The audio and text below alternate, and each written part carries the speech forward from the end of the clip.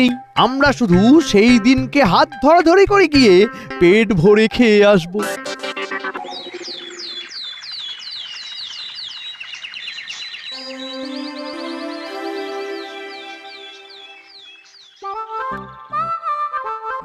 কাল কিন্তু চৈত্র সংক্রান্তি, কালকেই তোমাদের পরীক্ষা, কি মনে আছে তো?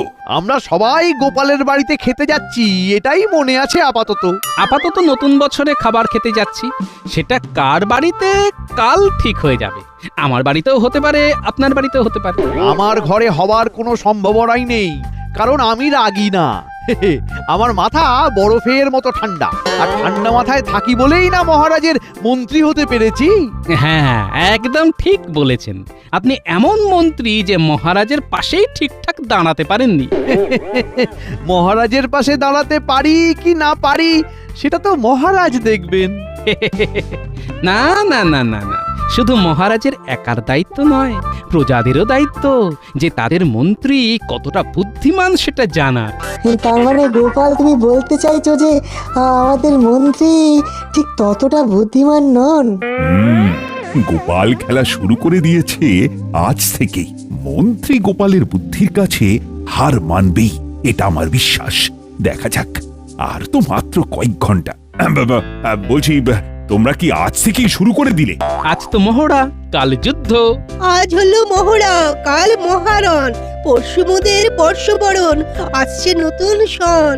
থাকবো আমি হাসি মুখে, খাবো ছানা বড়া, মন্ত্রী মশাই দেখবে আমায় চোখ করে ছানা বড়া।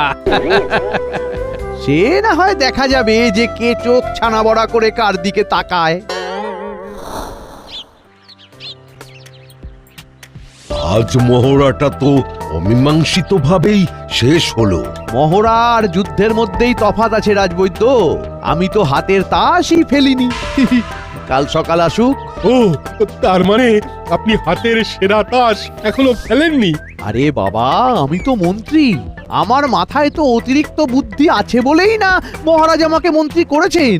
সব বুদ্ধি যদি যুদ্ধের মহড়াতেই দিয়ে দিই, তাহলে যুদ্ধের দিন করব কি? হ্যাঁ,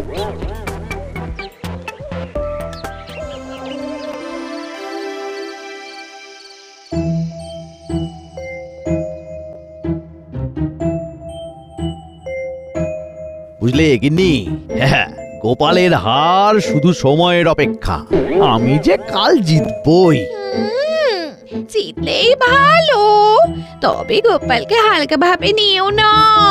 শোনো শোনো, আমি মন্ত্রী, মন্ত্রণা দেওয়াই আমার কাজ। কত ঠান্ডা মাথায়